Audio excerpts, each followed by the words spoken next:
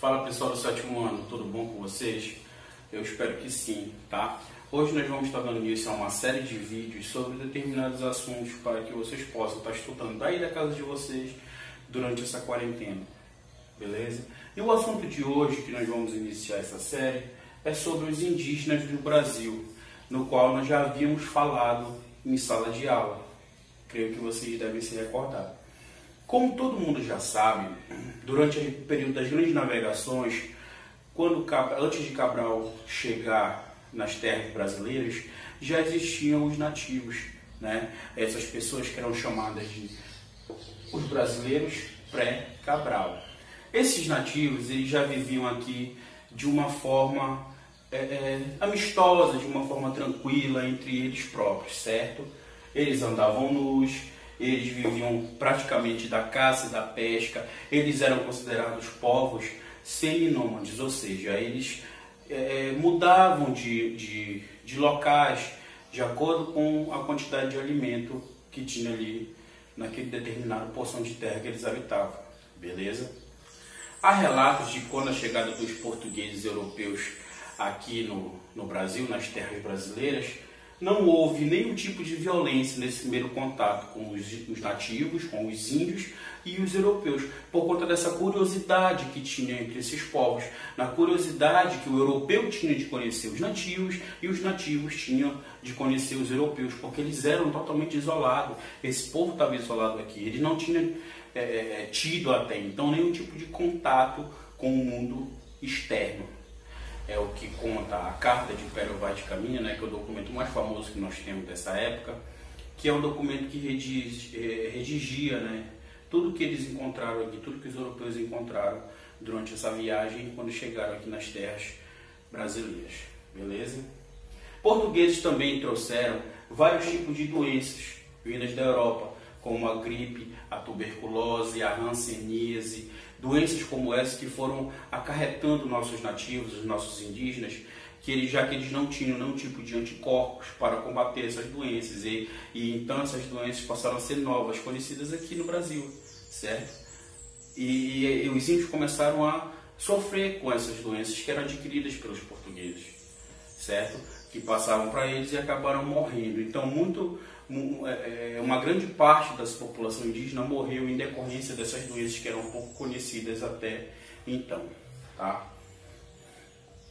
A partir daí, os portugueses começaram uma série de exploração cultural em cima dos nossos nativos, certo? Essa exploração, como todo mundo já sabe, como a gente já falou também em sala de aula, se dava por meio do trabalho, se dava por meio de formas que os portugueses tinham de enganar os nativos, certo? A partir daí, como era novidade também para os índios, a questão de como os portugueses se vestiam e se portavam, os nativos começaram a apropriar-se dessa cultura europeia. Os portugueses traziam roupas, traziam costumes, traziam objetos que eram utilizados por esses povos, por esses brasileiros pré-Cabral, né? Começaram a se apropriar dessa cultura vinda lá da Europa. Assim, a cultura indígena, a sua cultura de fato nativa, acabou por ser deixada um pouco de lado para se adquirir esses costumes europeus.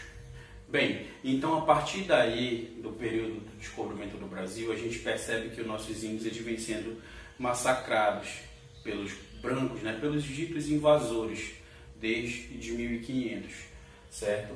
Então, no decorrer da história, no decorrer do tempo, os índios eles foram sendo expulsos das suas terras, digamos assim, dos seus espaços ali. Então, atualmente, o que a gente vê é o seguinte, a configuração atual indígena brasileira se dá da seguinte forma. Povos indígenas que habitam uma certa área no país, que essas áreas possuem algum tipo de riqueza natural, eles são alvos de empresas e garimpeiros que querem explorar essas riquezas desse solo, certo? E aí como é que faz? Como é que o índio garante a sua terra? Como é que faz para que o índio se proteja, né? Esse órgão aqui, a FUNAI, que é a Fundação Nacional do Índio, é o órgão responsável por defender essa causa.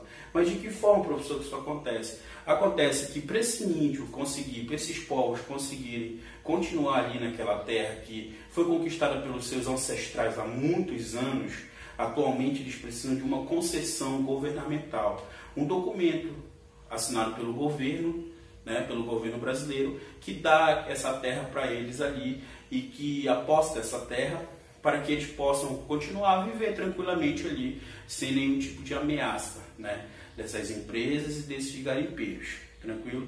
Só que isso não é fácil, pessoal, isso é um processo muito difícil, é um processo burocrático muito demorado, tranquilo? Não é assim algo que acontece da noite para o dia. Então, muitas das vezes acontecem vários tipos de conflitos que a gente vê no jornal entre indígenas e garimpeiros e fazendeiros e assim por diante. Tranquilo? Essa foi a nossa aula de hoje, galera. Espero que tenha ficado entendido entre vocês. Anotem as dúvidas que logo mais estaremos juntos, se Deus quiser, para tirar todas elas. Muito obrigado.